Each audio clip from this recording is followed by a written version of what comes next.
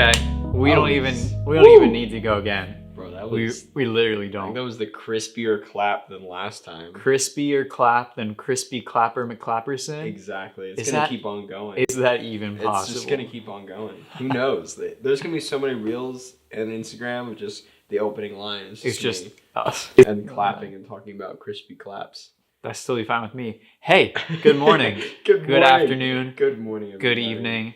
Top of the morning. We hope that your drive, your editing session, your leisurely stroll down the side streets of Lancaster, New York, and maybe even Australia, if you're there. We have also confirmed that people do work out to our podcast. That's weird to me. I barely can listen to my own voice. It's confirmed. I can barely listen to my own voice. I think Logan, one of Logan's friends, I'm blanking on his name, but he was like, bro, I'm literally listening to this while I'm working out.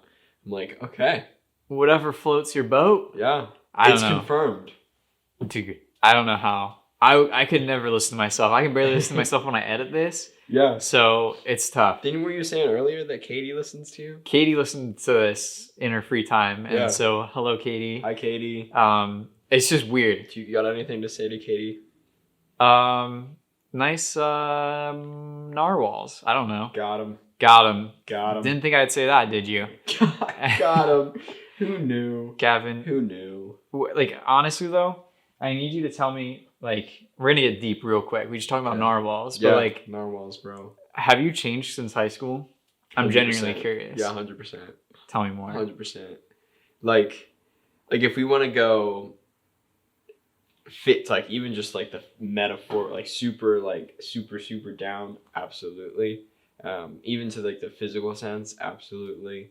I mean, like, I feel like definitely a changed person, because I think it would be difficult to say that I would be lying if I said no. You know?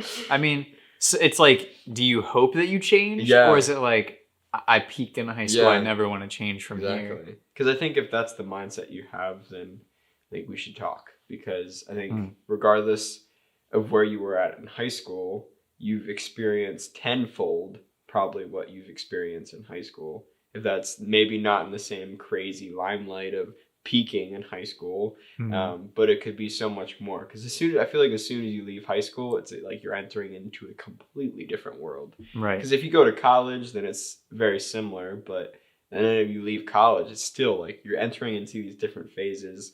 It's almost like a tree. Like, the tree looks a lot different than it did last year. Yeah. Even if it's very minuscule, like, change doesn't have to necessarily mean, like, super big things. Like, in high school, I dreamed in college I would make $10,000. Well, if you made $1,000, you're still $1,000 richer than you were in high school. So, like, change. There's growth, There's growth. But, like, if I want to, rather than deflecting it back to you, I would say, yeah, definitely. I've changed a lot. Physically, gotten a lot healthier. Mentally gotten a lot healthier. Still, I'm by no means peaked in any matter, because I'm still getting shaped and formed. And so there will be 10 years from now, or even a year from now, I'll probably be like, bro, that guy that sat here at this podcast and talked about it, completely different dude. Yeah. Or it could just be like, oh, this thing that I said there, not right, because I'm changed. Like, I'm growing. I'm being pruned and shaped and molded. But yeah, definitely different. Yeah, I think a lot too in high school, it's like that is your world, right? Yeah. And from there, once you like are released from that, it's so weird that like that is not a priority at all. Like anything in high school, and it's like such a like cliche thing to say. It's like, oh, believe me, once you're out of high school, like things get way better or whatever. And while that is true, it's like, dang, like high school was literally your world. Yeah. And that was all you had. You had your friends, the people you see most often. And then you're free. And it's like those people have to choose you, and you have to choose those people now. It's not like you're locked in a room for 8 hours with those people. Exactly. And I don't know. It's just, it's weird though, because it is like such a different place, and you take things like in some cases way less seriously than others, but in other ways you're like, oh my gosh, Andrew said that he hated me. Yeah. Like, he's so popular, what do I do now? Like everyone's gonna think I'm the worst person. or whatever, you know, like dumb stuff like that. Or now that we're looking, we're like, oh, Andrew hates me. Okay. Like, that's his problem. I feel like even like on the flip side, like if high school, like even if we take it to like the social status or even further than that, like where you were living situation, etc., like it could be completely different. Because I think on the flip side, like high school could be like, high school is all I got. Like as soon as I leave high school, like I don't know where I'm gonna go, I don't know where I'm gonna live, I don't know this or that. So you could be like completely different in that sense of like you went from the high school security, and then you for past couple of months or years wherever you're at could be like, oh dang, like I really changed. Yeah, there's like structure too. It's like stability in structure, like knowing you're doing this just because you've been told, and maybe there is some kind of, there's value of, you know, figuring that out for yourself outside of high school, that's growth and what you lean into from there. And Absolutely. And that structure for some people, that's where they thrive, and that's why like some people go so hard and work so well in those pressure situations, where others are like, hey, this learning style isn't for me, so I can't thrive as I want to in this scenario. And I think also, like you said earlier, high school is definitely a place where you're constantly being involved in community. Like it's almost difficult for you, even if you're not involved in clubs or kind of feeling on more of the outcast kind of side of stuff, like you're still constantly around people. Like it's hard for you not to be around, because in classes, lunch, etc., like there's always people around you. And so it's always interesting to see kind of how that may or may not affect the way that you are in high school. Because like if you're in high school and you're constantly around people, like somebody, like you said, be like, oh, I don't really like you, like that could shatter your world. Seriously. Like you could be like, oh my gosh, now I need to completely change who I am and go this direction or that direction. Because I mean, as kids, it's like, okay, these are the people I'm always around, so I want to make sure that either I'm paving my own path, I'm being paved, or like other people are setting the stones out for me. And so it's just like, it's crazy how even being in high school, like we could say, oh my gosh, like I've changed so much, but even in high school, we changed so much. And because of other people's opinions about what we're doing and what we're looking like or what we're venturing towards. Or you could have a completely different high school experience. You'd be like, I was homeschooled, went to private school, I was online. Or you could be like, bro, I didn't even like interact with people. Like I'm so much more social now. Like I feel like everybody's high school experience is so similar yet so different. Yeah. Because it's like, there's just like the social norms of like, oh, high school, like this. But then like even deeper than that, people are like, wow, like when somebody said this to me, I was kind of just like, nerd. And then other people are like, oh my gosh, let me internalize this so severely that like it affects your life moving forward. What's one thing from high school that you've changed for the positive? Now, from like high school to now, what is one positive change you've seen in yourself? Dang. So I think high school, if I'm being honest, was definitely, high school I was very, very much introverted. And that was, I think, also circumstantial, just because of being in and out of the hospital, and not having the ability, or not necessarily putting myself in the position, because I would be so exhausted or tired, to socialize would just extenuate more or strain more of my energy.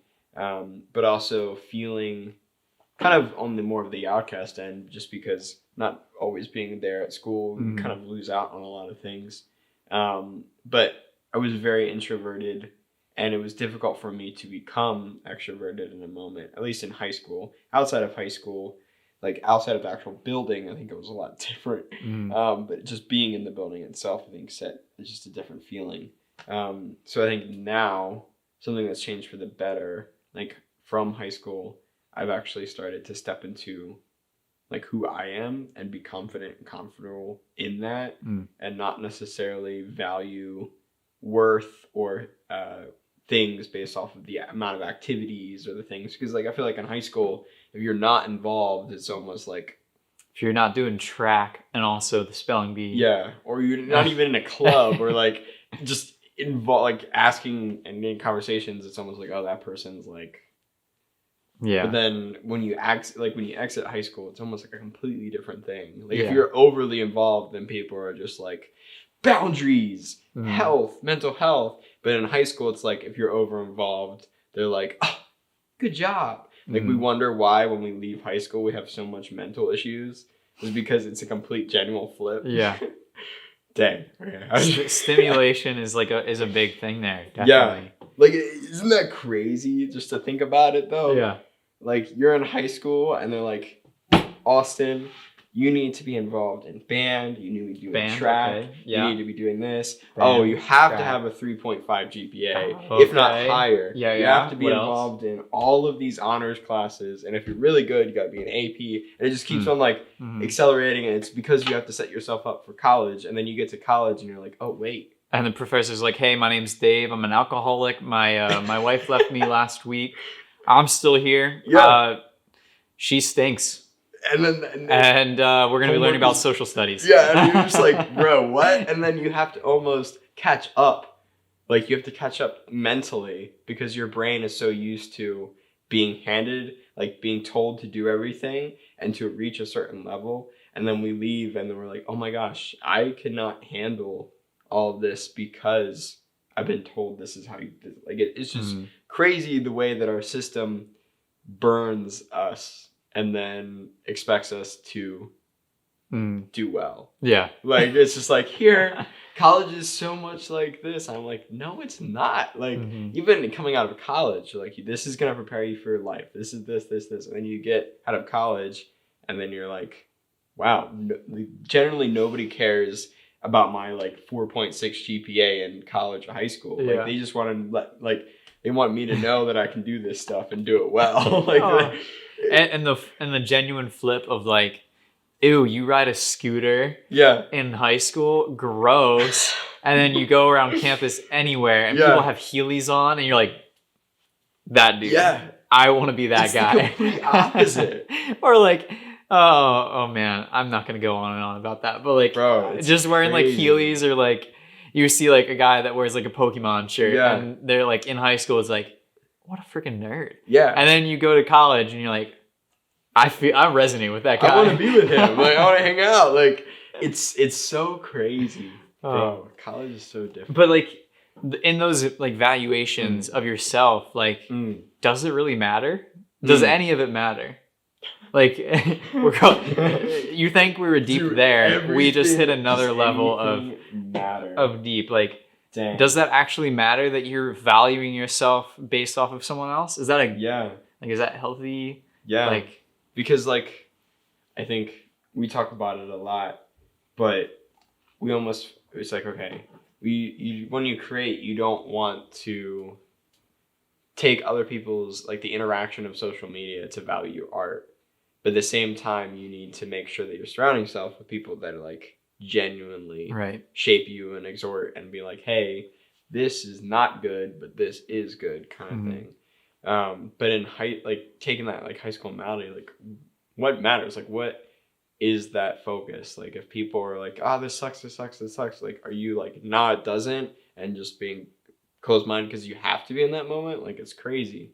But I think it almost pulls into that like that super like deep, like what matters creatively. Like, are you as a person doing the things that you're doing so that you can prove the people around you wrong? Or are you doing it because you genuinely want to do it and you think it matters? Is it spite or is it self-filling? Yeah. Like at the end of the day, and if you are doing it just to prove other people wrong, my question, this might be a hot take, but like, I'm sorry I'm talking a lot, but it might be like, do you realize maybe that could be the reason why you're so burnt out? It's because you're trying to fulfill a shoe or trying to fulfill something to prove somebody wrong that actually doesn't genuinely fill you up or make you feel good, but you still do it because you're just like, I need to do it to show them. Like, is that judgment even real? Yeah. Like, another level of the onion. Yeah. Is there actually someone judging you for that, or is it you putting boundaries on yourself? Ooh, that's good, bro. are you proving to someone or are you proving to someone to yourself? And I think it just plays back to that, like going in school, like, you're always taught like you have to get a good grade to succeed. Like I remember my dad would be like, so you have to get degrees, but then you enter in high school and like the teacher is like, you gotta see, like there's almost that cultural thing in school, like if you don't do well, then you're not doing enough. And so then I think it translates into outside of high school, and it's almost like one of those things, it's like our neuroplasticity in our brain is naturally inclined to do those things, because like, oh, nobody's actually telling me you're not doing enough, like this isn't good enough, like prove me wrong. But I subconsciously am telling myself that, so you're almost trying to prove yourself even though you're placing it onto other people. Like it's just, can I just point out real quick, you just used an SAT word, neuroplasticity, as we're talking about high school, bro. So I mean, you get a 1200 right there, easy, bro. Shout out to my 10th grade English teacher, neuroplasticity, Mr. Torin. Bro, I love that man. First teacher experience that like was a genuine human being that shaped you. Yeah, straight up, bro. And I don't know if it's just because he was like the first teacher that ever cursed in class or what, but just like so genuine, like walking the hallways and he'd stick up his ring finger and like wave it. He'd be like, symbolism. And, like just like such a cool dude. But he taught me that. So it's one of those things too, though. It's like you think you have to dress super well. Or like you have to have this kind of style in high school, right? And you're like, oh, but mom, I need the American Eagle jeans, as I wear American Eagle jeans right now. But I need American Eagle jeans or else I won't fit in. Billy always crosses me in the hallway and like looks down on me because I don't have American Eagle jeans. And it's like, I'm gonna beat you up, Billy. Is it Billy that's saying that? Because if we asked Billy, I bet Billy would be like, I don't care what Susie wears, like back off. Like you hear all the time of people like algebra. Like you think that people like actually care or like see and like care what you look like, and then if they're asked, it's like, I don't even know who you are. Like you are hypercritical on yourself. And that brings, and that, you know, in some ways that's helpful. It's like, hey, in my photography career, I'm comparing myself to other people. I want to lift myself up to their standards, but where does it go into a healthy, unhealthy scenario? Because I think like we compare ourselves to other people and their abilities and their like photography skills, music skills, but like those are the standards that they set for themselves. Like we can't put ourselves in another person's standards. Like that's, if we do that, then we're stretching ourselves to the point where we're just like, oh, like it just becomes too much. Like Austin cannot fulfill what like Eden Juan is doing, because that's Eden Juan. Like that's who her brand is. Like we can take the things that she does and translate it into what I do or what Austin does, etc. But like we can't reach her standards because that's set out for her. Right. Like what you're doing, you may not even discover it yet, but like your standard, like she couldn't step into what you're doing and be like, oh, I'm Austin. It's like you're Austin. And so it's like, if you're creative, even in high school, like we're like, oh, I want to reach like the cool kid status. Well, maybe your definition of a cool kid, like maybe somebody around you is like, I thought you were the cool kid. Right. Like we all have different lanes, and it's like, who cares if I want to be the best Gavin? I want to be my best self. And that's who I should be comparing myself to. And it's like a vertical comparison rather than like horizontal, or, you know, I don't want to be the best Brian out there or best Jake out there. Jake from the State Farm. You know, I want to be like, love you, Jake. Best version of Brian might even be lower than the best version of Jake. And you know, I'm not gonna be, I'm gonna fall short of each of those because I'm not Brian and I'm not Jake, I'm Austin. And you know, I'm either it's not a horizontal thing, it needs to be a vertical thing. I'm competing against the best version of myself. And while you're kind of blind to that, you know, I might be comparing myself to Jake's level 4 out of 10 rather than my 10 out of 10 that I can reach kind of deal. It's almost like you're putting yourself in a box. You're capping your own level by comparing yourself. You think you can only reach their best point, and you think their best point is right now. Yeah. What, like, if I compare me to you right now, I'm like, oh, Gavin's at the 6 and I'm at the 4 right now. How can I achieve Gavin level 6? And it's just like, no, dude, focus on you and you'll be at Austin level 8, and he's actually going to be at Gavin level 8 by the end of both time frames. Yeah. Like we can't walk in arrogance or ignorance to the fact that like our things that we are working towards and we are striving towards is set out for us. So like you said, like we can't be like, oh, like I'm Gavin level like 9.5 or Gavin level 3 or Gavin level 4 and they're like Gavin level 2. Like no, like their levels, like we can't define ourselves based off of our own levels. Because like other people are gonna be like, I thought I was doing really well, but you're telling me I'm not. Like I think that even comes up in conversation. I feel like when we're talking with somebody or we sit down with a group of creatives or businesses, there's almost just like, oh, it comes off like you're almost cocky in a way. Like I am Gavin level 9 and I see you only as Gavin level 2. Like that's not how that works. Like I think that's where the void of respect kind of comes. Like you got to respect somebody. Humble yourself before other people. If anything, if you're like arrogant and you're like, I'm a hot shot right now, at least around people be like, oh no, it's okay. Yeah. Like and not trying in to like cap you off. Yeah. But like just be like, you can't compare yourself to other, like your levels to other people's levels. I think like another like phrase for this is kind of like, you know, we all have different seasons. What I may achieve right now is maybe something that you'll achieve 5 years from now. And that's okay. Because maybe I learned from someone that you're not aware of. And maybe that person will come into your life 5 years from now and teach you those things. Exactly. And it's like those outside variables that we can't control that often influence where we are in our goals and whatnot too. Exactly. It's sometimes not always you, it's the context of you and all of environment that bring that. I'm level 6 now because of X, Y, and Z. And you are level 6 now because of CDB, whatever. I don't know what I just said, but that was straight sick. We're assigning that was level. Creative algebra right there. Dude, tell me about it. We're assigning random numbers and letters to each other.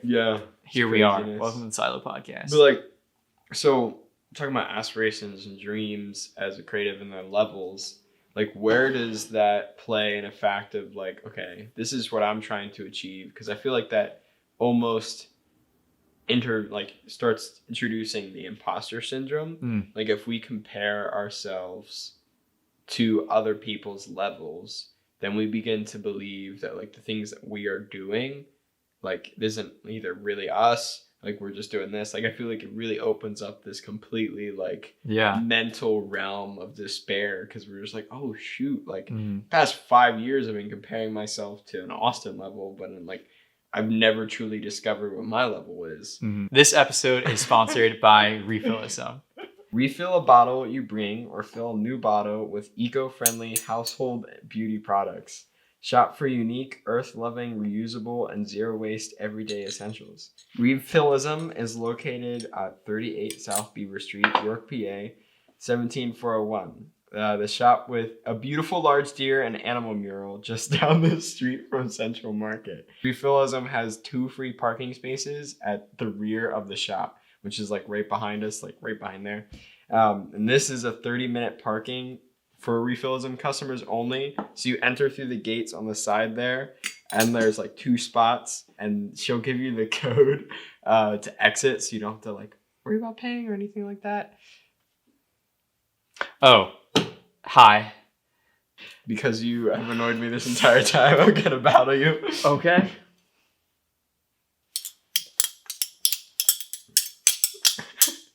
Wow, look how sturdy these things are.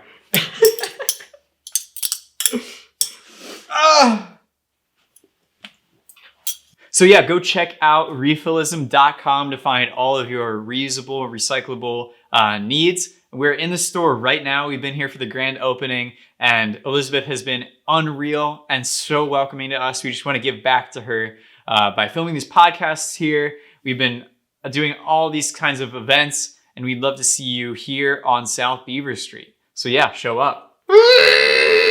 How can you discover your creative aspirations and then try to avoid the imposter syndrome that comes in when you're succeeding? Because like if we're succeeding, we're getting like Austin 9, you must begin to doubt it. Mm-hmm. So like how would you suggest? I feel like we talked about this before, maybe even in the last podcast episode. It's just like I feel like fame or experience is a little bit more exponential than not. There's some linear stuff, but there's some exponential growth that happens. Tying that into, I think, like as we're outside, we're trying to aspire to create. Like we are discovering our creative aspirations. We're discovering those things. And then I feel like imposter syndrome also starts to bring into play because of high school and because of those experiences that we had. Like, how do we move forward in that aspect? Like, and how do we try to achieve that? It's so tough because once you're at that point where you're like, okay, things are actually like going okay for me, right? Like, oh man, I got my first few clients to commission some artwork from me. You're like, am I worthy of these people? Like, I think too, like, does like their status like affect me? Yeah. Like, oh man, this is like, this is a business owner. Yeah. Like, they're asking me to do what? Like paint a mural in their spot? Like, like who am I to do such a thing for such a person? And you think in comparison, but you're like, but I think you have to realize too, it's like, yo, they obviously see value, hopefully in your portfolio or like some past work, right?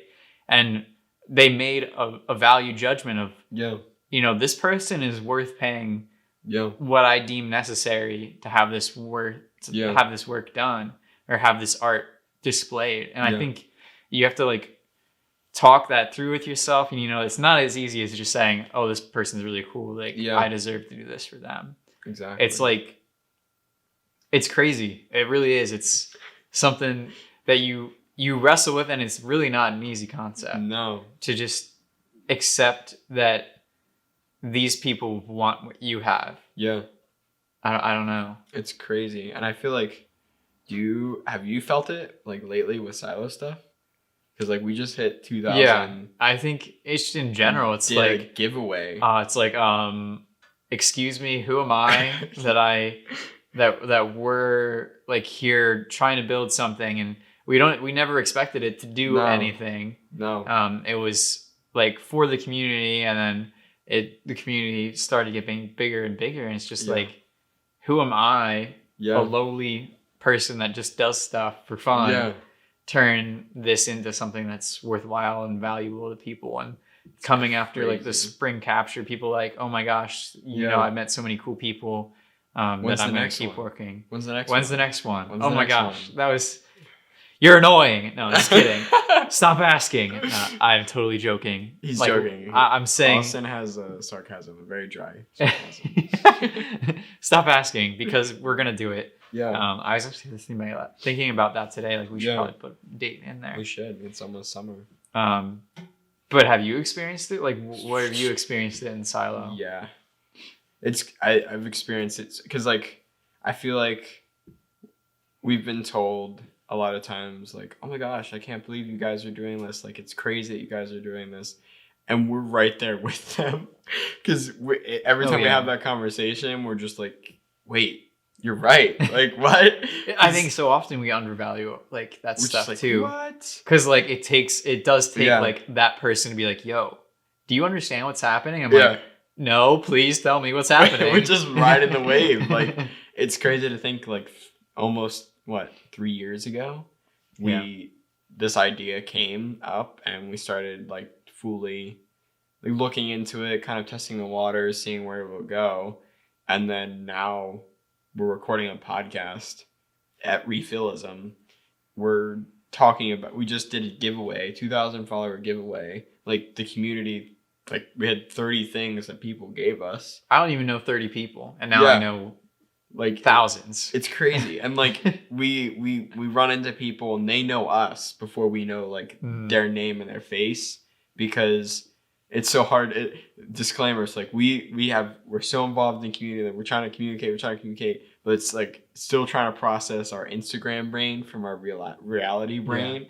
And so sometimes if we're like, wait, what's your name again? It's not because we don't actually value, like we don't truly value it. We love you so much that we love everybody so much. Yeah. That it's so hard to keep that all in our brains that sometimes. And it's not like, it's like sometimes we're not in the mindset of like, oh, we're looking out for people for Silo too. It's like, there's a little bit of detach, a little bit of like work brain versus like normal brain. No. You can turn off Silo for a little bit at a coffee shop, and then someone comes up to you and you're like, I gotta flip on the Silo brain really quick and think like, oh my gosh, I actually love your work. And you don't think that immediately because either you don't recognize them or immediately that person of the incredible 2,000 person encyclopedia contacts list that you can, it's supposed to have. Like, it's crazy, man. It's crazy. And so it's just like, I think every day I become more and more just like, am I like, what?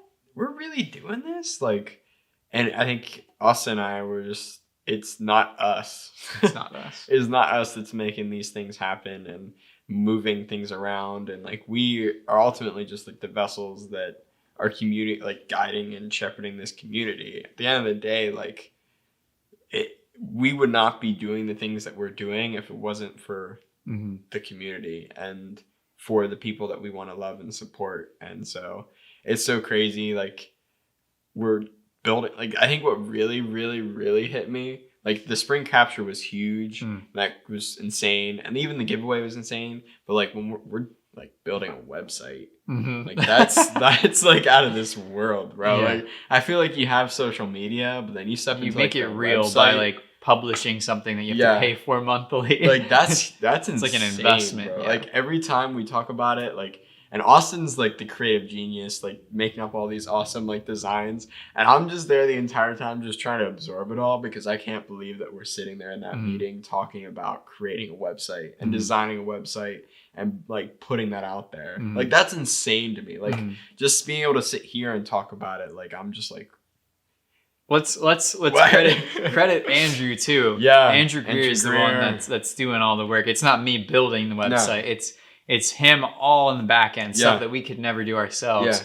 And us weaving the vision into the digital space that we have now rented from the internet. Yeah, which is even, like, basically we bought a domain. Like what? Like we have internet real estate right now. That's what I'm saying. Like that's we're not in the metaverse yet, but no. But even just that, like, and even to when we were recording this podcast, like we were sitting and right before to kind of like just think about the ideas of how we're going to do it, like what the idea is. And Gretchen came up to us and she was like, "Hey guys." And we're just like, "What?" Like it's just so, I don't know. Click. It's insane. It's just insane. Like even those things and just seeing the community, like that imposter syndrome, it's just become like just a reality of just like, wait, like we're actually doing this. And then when we start to get in that stride and we start to do these events and more come out, like we come out of our hibernation and really start to take into that next step and that stride. Like 3 years ago, like flashback to the question that we talked about, like how we changed in high school. Like 3 years ago, like at least I was still in high school, like, or graduated high school. Yeah. Like just coming out and being like in college, like first, second year of college. Like that's crazy. I think too, something that I realized is like our like output, like how much we are conditioned to do things and like execute on things. Because at high school, there's not a time that I would say I could write Instagram posts, be in 3 meetings a day, also be there for coffee with creatives in the morning, then we record a podcast, then make sure we're thinking about the next event all in one day. Communicating. And then on top of that, like you work a full-time job. You have a girlfriend. Like it's the efficiency of those events. Yeah. And like how my brain has like realized that, or like slowly like said, hey, this is not as big of a like energy consumption in your brain, and they get smaller and smaller. Not like in the sense of like I'm losing interest, but in like I'm not spending tons of energy, tons of like emotional energy to make this meeting happen. Yeah. Right. So that means I can fit more meetings in because of that. Exactly. And I can write 17 posts or whatever because I've taken a struggle of writing one post, and I've practiced and continued to do stuff. Same with you. We've practiced and done these so many times now that it takes from repetition and practice that now a workload of one full day could be an hour and a half of our actual work day. And that means then we can accommodate other things that are new and important to us. Yeah. And put the actual like boundaries in place as well. Because I feel like we've also, as we're expanding our brains and moving into that creative, that creative realm, like we're beginning to realize like, oh, and I don't even think that's just solely just creating and silo stuff, but I think that's just life in general. Because you grow up and you become older and more mature, you begin to realize that the things that you thought exhausted you, like you've somehow, like after you've done them for so long, you begin to realize, oh, this is why it has. Let me eliminate that factor and move forward. And it's just like, whoa, like we're adults. Like we're doing these things almost subconsciously after a while. Like we've put in the work to burn those like things out, to prune those things out. And then at the end of it, we're like, whoa, like we did like today, we had like a meeting, a pre-game meeting, then we met with somebody, and then we came here to do the live, and then we did like a podcast recording, and then we're going to leave here, and then we're going to talk about all these other things that we're going to do. And like that would have happened in a week or a month a year ago. And now it's happening 4 hours. Right. I just, that's hard to believe. But it's all from working that muscle, though. Yeah. That's why you got to work out. It's true. I don't work out. I don't work out either. Sad. But like dad bods for life. But that's why, like, when people say that, oh, I just don't like, I'm not even motivated to do this right now, or like maybe I'm burnt out. That's a little bit different. But oh, I don't have the motivation to do this. I say do your chores. Yeah. Do your laundry. You're gonna get motivation. You're gonna get momentum from there. Yeah. And from there, it's gonna blossom into you doing it repeatedly, making it a habit. And from there, it only gets easier. And like I said, the less energy expended on it. Yeah. And that allows you to do more. So it is really a muscle of you gotta do something to get the motivation and the momentum to keep going. Exactly. And there obviously, like we preach all the time, like rest. Yeah. But at the same time, if you're just not feeling motivated, like just do something. Go to the store and buy groceries for the week or whatever that you normally do. If you just get up and do that, you'll find that you're like, hey, it's nice out here in the world. Let's keep doing stuff. What? Say what? Man, that was an episode. Wow. Yeah, it surely was. We went really deep. We also fought each other. Yeah, I put chopsticks in your ear. I screamed at you through a funnel. It sounded like a trumpet. It did. Maybe I'm secretly a trumpet. You probably are a trumpet. If I'm not talking about trumpets, though. Oh? Are you ready for some awesome music and some awesome community and poetry? No. That's disappointing. Well, you're not invited. I think so. That's okay. Psych!